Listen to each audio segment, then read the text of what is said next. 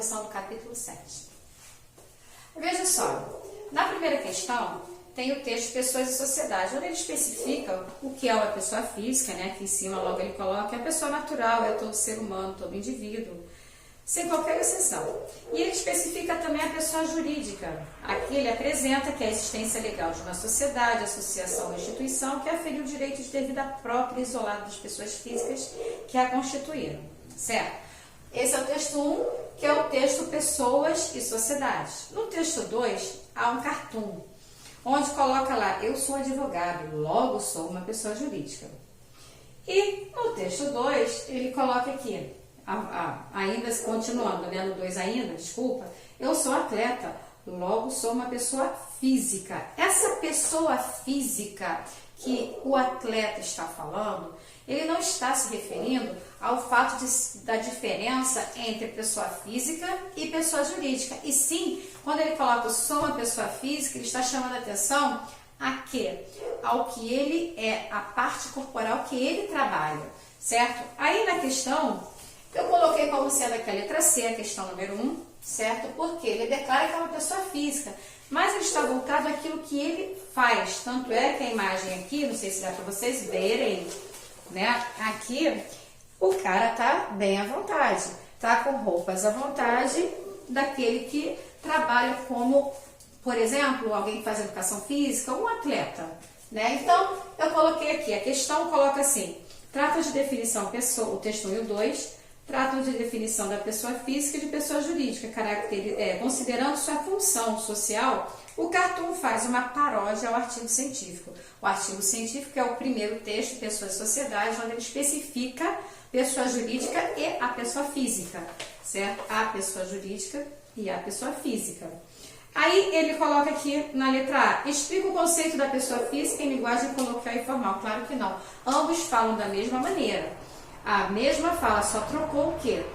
Que um diz que é jurídico e outro diz que é físico. Não mudou nada. Ambos começam, eu sou, aí troca lá, advogado, outro atleta. Logo, eu sou uma pessoa jurídica e o atleta diz que é físico, certo? Então, fez uma paródia porque no texto científico, ele apresenta literalmente o que é. Ainda coloca lá no jurídico a parte do artigo 40, né? Então, ele coloca o que é uma pessoa física e uma pessoa jurídica. E nessa questão não tem nada com coloquial e com informal. Só trocaram assim, eu sou, certo? Eu sou atleta, eu sou advogado. Só trocou o que cada um faz, advogado e atleta. Não tem nada a ver com a parte coloquial e informal. Na letra B, compara a pessoa física e jurídica ao explorar dois tipos de profissão. Com certeza não. Aqui no enunciado ele chama a atenção a paródia. Então nós temos que lembrar o que é uma paródia. Você faz a brincadeira, né, com as palavras. Na letra C, subverte o conceito de pessoa física com uma escolha lexical equivocada. Sim, porque se você parar para analisar, essa escolha lexical equivocada, que ele quer dizer o quê? Eu sou uma pessoa física. Por ele ser um atleta, ele acha ser uma pessoa física. Então, fez uma brincadeira, a paródia parodiou com a palavra física, do físico corporal com o físico da pessoa física, naquela parte onde é especificado cada tipo de pessoa, seja ela física, seja ela a jurídica. Então, letra C. Porque na letra D, coloca, acrescenta conhecimento jurídico ao definir uma pessoa física. É claro que não tem nenhum acréscimo de conhecimento com relação a. Na letra E, complementa as definições promovidas por Antônio Poloni. Antônio Poloni foi quem redigiu o texto Pessoas e Sociedade, senão não está completando. E logo no enunciado ele chama a atenção que é uma paródia. Então, só pode ser a letra C. Eu coloquei no quadro as respostas transcritas, as letras quais são, certo? E para vocês, caso ainda não entendam enquanto eu estou explicando, eu coloquei aqui para vocês colocarem no material, caso ainda tenham dúvidas, entendido? Se ficarem com dúvidas, me chama lá no grupo que a gente conversa sobre, certo? Online, né? Vai ter que ser pelo grupo, né? É bom quando é na sala. Número 2, eu coloquei letra B, né? Número 2, Morumbi, próximo ao Cupil Doce. Aí ele coloca aqui sobre gênero textual. Ele tirou um artigo da Folha de São Paulo. Vocês sempre prestem atenção de onde é retirado ou extraído o texto, tá? Ele coloca lá, linda residência rodeada por maravilhoso jardim com piscina e amplo espaço gourmet. 1.000 metros quadrados, construído em 2.000 metros cúbicos de terreno, 6 suítes. 3, deixa eu ver, botou o preço aqui, endereço e telefone. Ok. Bem, saiu da Folha de São Paulo. Parece um... Vamos mexer aqui em gêneros textuais, eu já ia dar a resposta. Se bem que tem aqui, né? Mas eu não estou lá. Os gêneros textuais nascem emparelhados e necessidades e atividades. Os gêneros textuais nascem emparelhados a necessidades e atividades da vida sociocultural. Por isso, caracterizam-se por uma função social específica, um contexto de uso, um objetivo comunicativo e por peculiaridades linguísticas e estruturais que lhes conferem determinado formato. Esse classificado procura convencer o leitor a comprar um imóvel e, para isso, utiliza-se da predominância das formas imperativas dos verbos. Bem, se você pensar em forma imperativa, é aquele verbo que lhe dá ordem. Vamos lá, linda residência rodeada por maravilhoso jardim, amplo espaço, construídos. Eu não vi nada. Vocês encontraram algum verbo dando alguma ordem aqui? Não tem, né? Então, fora. Não é o verbo no imperativo. O verbo no imperativo, ele aparece sempre em que tipologia textual? Ele aparece numa bula, ele aparece no manual de instrução, ele aparece numa receita, num tutorial também, certo? Então, olha só, já passei a vocês 4 tipos de fontes onde você encontrará o verbo conjugado no imperativo. Por exemplo, vamos fazer um bolo, acrescente, coloque, faça, mexa. Então, esse eu tenho ordem. Entendido? Não pode ser a letra A. Na letra B, de uma riqueza de adjetivos que modificam os substantivos, relevando as qualidades do produto. Bem, se ele está com uma residência à venda, ele aqui coloca que ela é linda, diz que tem maravilhoso jardim e tem piscina, espaço gourmet. Olha só, já está dizendo espaço gourmet, piscina, né? Diz a parte construída, diz o tamanho do terreno, tem construído em 2 metros quadrados, construído em 3.000 metros cúbicos, tem 6 suítes, bota o valor, mas ele faz a propaganda. Então pode ser que seja a letra B. Se bem que eu coloquei, olha só, linda, maravilhoso, ampla, tranquila, eu pulei o tranquila. Cadê? Ele colocou tranquila. Coloca aqui, designa respectivamente as características da residência, do jardim, do espaço gourmet e da rua onde está situada a casa à venda. Aqui permite deduzir que esse classificado utiliza uma profusão de adjetivos para revelar as qualidades do produto. Se você tiver que vender algo, você vai colocar suas melhores características, né? Os seus adjetivos. Por que não pode ser a letra C? De uma enumeração de vocábulos que visam conferir um texto de efeito de certeza. Não tem certeza e não está enumerando, ele está tentando vender aquilo que ele tem. Então tem que apresentar, né, as suas melhores características, os adjetivos, para poder comprar a pessoa, para que a pessoa verifique, vá até lá, veja de perto. A letra D, do emprego de numerais, quantificando as características e aspectos positivos. O numeral que existe é o valor da residência à venda, então não pode ser. Letra E, da exposição de opiniões de corretores de imóveis no que se refere à qualidade do produto. Bem, o corretor pode colocar o preço e você aqui, ele simplesmente colocou, não está falando que foi um corretor, tudo bem, está no classificados, agora que eu parei para ler de novo, tá? Não havia prestado atenção, esqueci desse detalhe.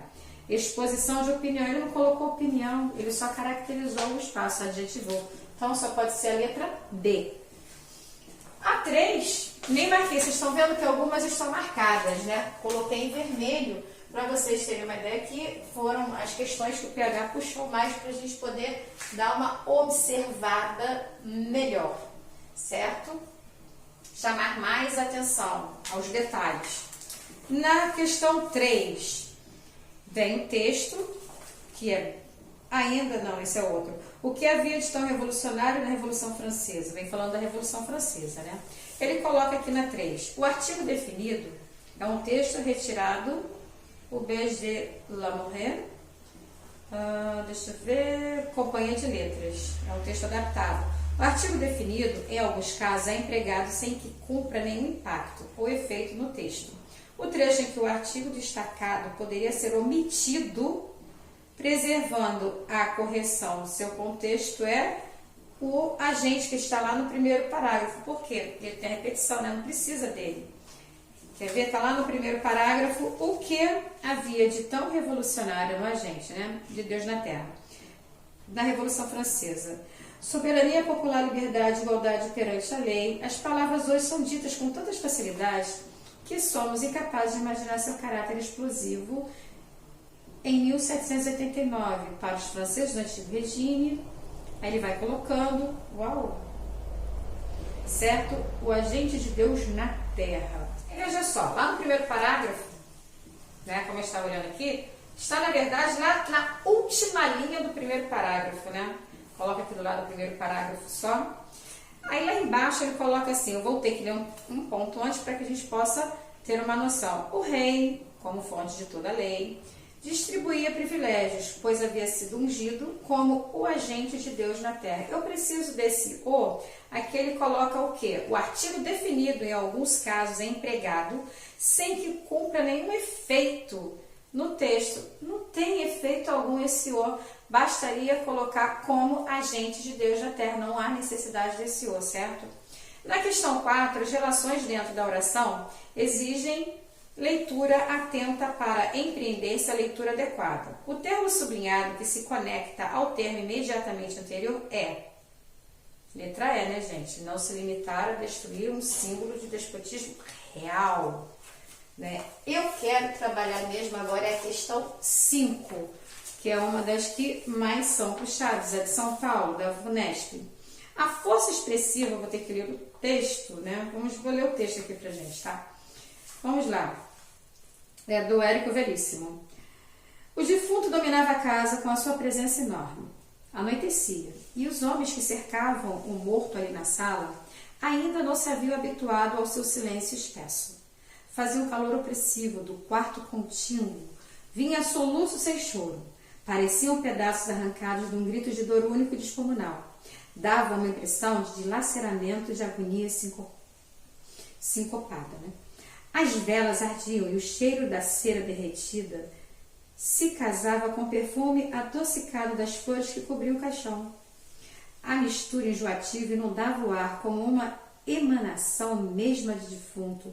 Entrava pelas narinas dos vivos e lhes dava a sensação desconfortante de uma comunhão com a morte. O velho calvo, que estava a um canto da sala, voltou a cabeça para o militar a seu lado e cochichou. Está vendo? Falta aqui é o Tico, capitão. Opa, desculpa, gente. Está vendo? Está fazendo falta aqui é o Tico, capitão. O oficial ainda não conhecia o Tico. Era novo na cidade.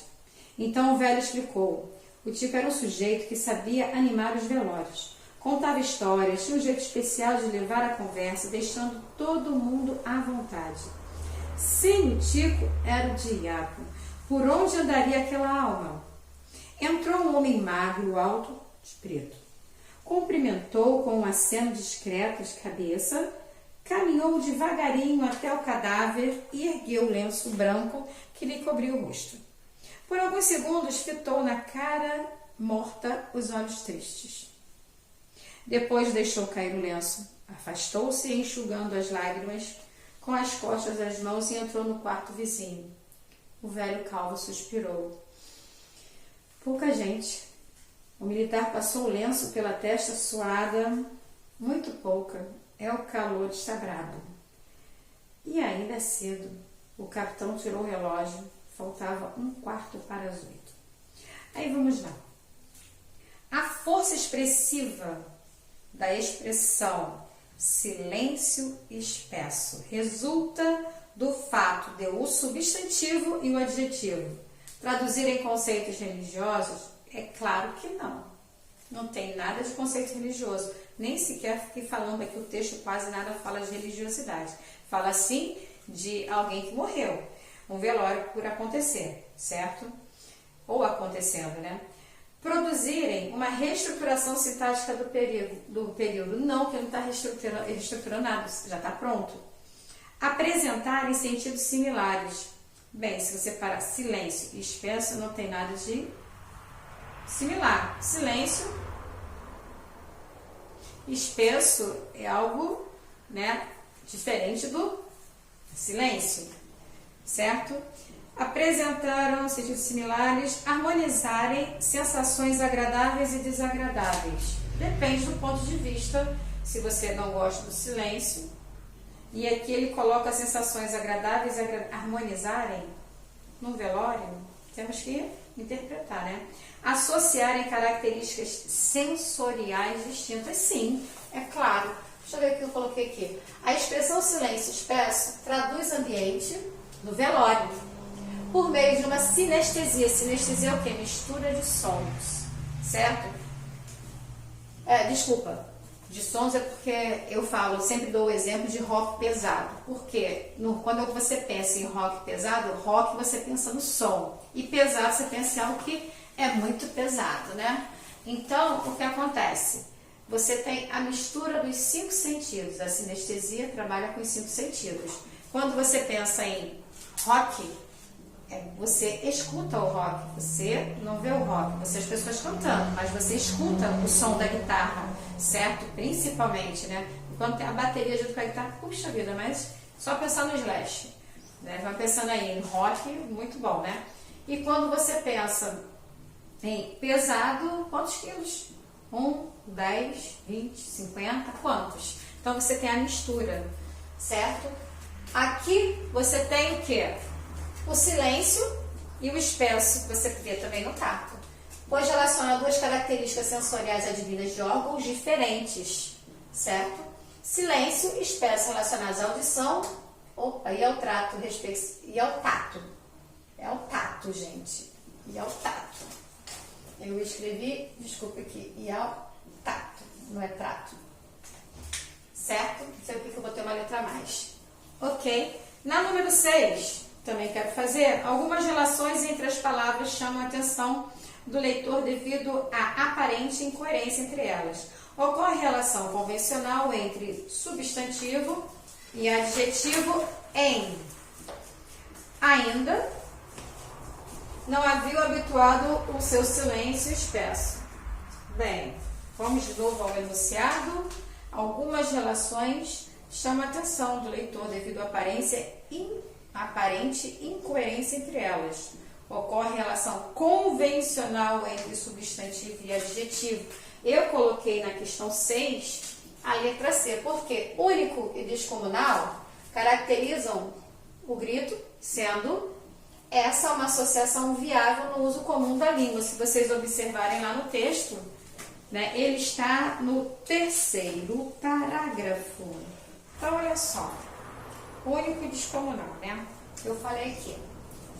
Aí você vai lá no parágrafo e vê assim: fazia um calor opressivo, do quarto contíguo vinham soluços sem choro, pareciam pedaços arrancados de um grito de dor único e descomunal, dava uma impressão de dilaceramento, de agonia sincopada. Aí veja, eu coloquei como sendo a questão 6, né? Por quê? Na letra A, ainda não se havia habituado ao seu silêncio espesso. Não, claro que não. Até porque o enunciado, ele solicita relações entre palavras, algumas relações entre as palavras, chama a atenção do leitor devido à aparente incoerência entre elas. Então, tem que marcar a parte. Lembra que eu ensinei vocês a marcar o que ele solicita? Então, marca lá incoerente entre elas. Aí ocorre relação convencional entre substantivo e adjetivo. O que mais ficou correto, e é a resposta certa, é o único e descomunal, porque eles caracterizam quem? Grito, sendo uma associação viável no uso comum da língua, Certo, gente? Está lá no terceiro parágrafo, na quarta linha, mas para que você consiga chegar ao final, que eu digo objetivo, a resposta, você tem que ler o parágrafo inteiro para você ter uma ideia. Não se esqueça que não é decoreba, é interpretação, ok? Na questão 7, tem o texto grande, 8, 9, 10 é o mesmo texto, certo? Ele tem marcado, nem todas as questões, vários parágrafos. Eu aconselho sempre, quando aparecer um texto grande, faça o seguinte, vá direto lá na sua pergunta, não leia o texto todo não primeiro, esquece essa parte, faça assim, primeiro enunciado, o que ele fala, para você olhar no primeiro parágrafo, você vai lá, coloca primeiro, ou se não, às vezes vem separado já, outras vezes, dependendo da prova que você vai fazer, não vem. Aí você vai colocar 1, 2, 3, vai enumerando na lateral seus parágrafos. Aí ele vai pedir, por exemplo, como é este caso agora. No sétimo não, mas do oitavo para frente sim. Ele vai pedir no terceiro parágrafo, o quarto parágrafo. Então você já faz o seguinte, vai marcando todo o seu texto, o que está sendo solicitado em cada questão e cada parágrafo. Uma vez que você já vai direto para o enunciado, já marca parágrafo e já marca a linha que você precisa ler para interpretar, agora você pode ler o texto e estar atento àquilo que se pede no enunciado, sem perder tempo contando qual parágrafo, qual linha, onde está. Meu Deus, o tempo. Então você já começa antes fazendo isso, certo? A questão 7 ele coloca lá, e é segundo parágrafo, em várias gradas repetiram-se a frase. Aí ele coloca reticências, né? Está lá no segundo. É correto afirmar-se, de acordo com o texto, acerca do vocábulo destacado, que se trata de um, claro, adjetivo e tem o mesmo significado de insígnias, importantes, ilustres. Entendido? Ah, mas eu não sei o que significam gradas. Aí eu coloco para você, você marcou lá? Está no segundo parágrafo. Eu coloquei, como o texto é grande, eu coloquei do lado, mas se vocês prestarem atenção, neste texto já está marcado também algumas palavras em negrito. Então já facilita, mas não são todas as questões que você terá tudo negritado, aquilo que você solicita. Aí eu vou ler aqui uma parte, ele vem aqui à frente. Lá no segundo parágrafo, vou lá na quarta linha. Eu, pelo menos, não costumo discutir muito menos negar a literatura e o jornalismo. E como isso não bastasse, várias pessoas gradas repetiram minha frase, não deixando sequer margem para um erro de revisão, a retirar a verdade do poço, a situá-la em melhor abrigo. Aí ele vai colocando, né? Aí veja só, eu preciso entender o que significa gradas. Eu li uma parte do texto, será que vai dar? Na letra A ele coloca que a substantivo tem o mesmo significado que vontade e desejos. Pessoas de vontade e desejos repetiram minha frase? Não, né? Depois, substantivo tem o mesmo significado de passos, marchas, anduras. Não se esqueçam, várias pessoas gradas. Várias pessoas gradas não deve ser. Esse sinônimo, correção. Esse adjetivo estará se referindo à palavra pessoas. Aí veja, várias pessoas marchas, várias pessoas andaduras, não funciona, certo? Você tem que ver a quem se refere o adjetivo. Na letra C, ele coloca o adjetivo, que é adjetivo e tem o mesmo significado de insígnias. Aí, se você não entender ainda, tem importantes ou ilustres também. Pode ser esse, é esse, tá? Se colocar na letra D, adjetivo tem o mesmo significado de grandes, desenvolvidas, não funciona. Se você analisar a oração que tem aqui, repetiram minha frase, pessoas desenvolvidas, não vai, né? Na letra E, o significado de esforçadas, lutadoras, também não funciona de acordo com aquilo que ele coloca no texto. Então, vocês têm que analisar sempre o contexto do texto inteiro. O meu costuma estar sempre riscadinho, para facilitar. Eu vejo os enunciados, eu falo para vocês fazerem isso. Veja o enunciado. Tem parágrafo, se tiver marcado, perfeito. Se não tiver, vai lá, coloca 1, 2, 3. A quantidade de parágrafo ao lado, até porque o enunciado estará lá pedindo. Primeiro você olha se pede. Procura lá o que tem, o que ele solicita. Marca. Aí no que você marcar, você já vai direto. Abriu o enunciado, leu o enunciado, Opa, ele está pedindo o primeiro parágrafo, já está lá. E está marcado na linha 4. Você já sabe que está na linha 4, primeiro parágrafo, linha 4. Porque ele não vai te dar sempre o parágrafo e a linha. Assim você ganha tempo, tá? Fica mais fácil você entender, porque você tem que ler o contexto, e não a oração isolada, ou a palavra isolada. Se eu estivesse lendo a oração isolada, por exemplo, a questão onde fala sobre espesso e silêncio, que é a questão 5, eu não conseguiria entender, certo? Porque como é que eu vou entender uma sinestesia? Primeiro tem que saber o que é sinestesia, né? Que está voltado aos 5, né? Eu tenho que saber tato, olfato, audição, visão, paladar, né? Se eu não sei, eu vou errar a questão, certo? Tem que saber os 5 sentidos, ok? Na questão 8, leia as frases destacadas, terceiro parágrafo, quarto parágrafo, quinto parágrafo, né?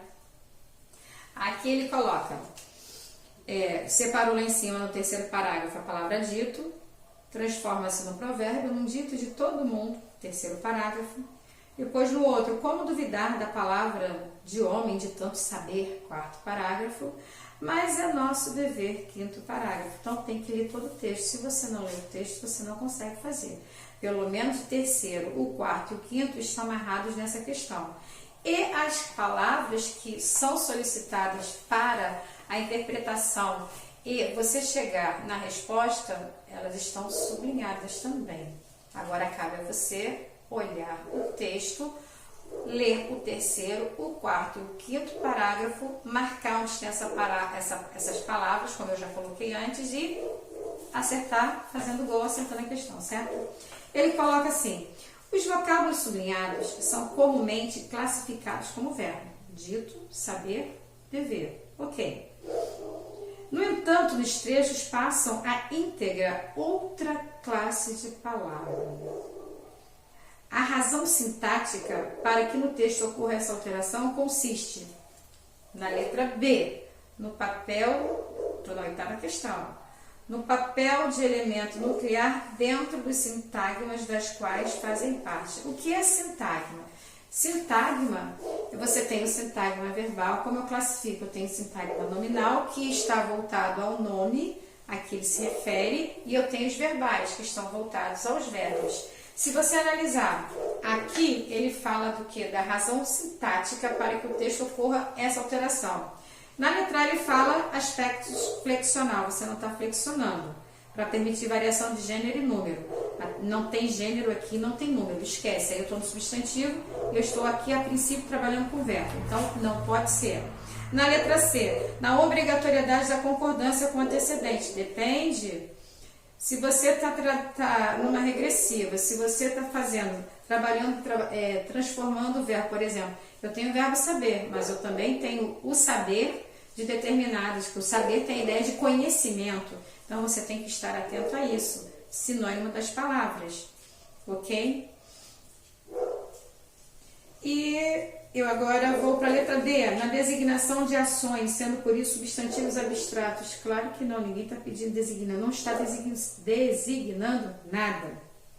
Na letra E, na capacidade de gerarem palavras derivadas, não está derivando, nesse momento não solicita isso, até porque ele está falando da razão sintática, né, que foi alterada. Então, só pode ser a letra D, no papel de elemento nuclear dentro dos sintagmas das quais fazem parte. Na 8, coloquei assim, os termos se convertem em substantivos, porque sintaticamente os outros termos de sintagmas nominais dependem deles, estão ligados a eles, certo? Na questão 9, leia as frases, aí vem lá.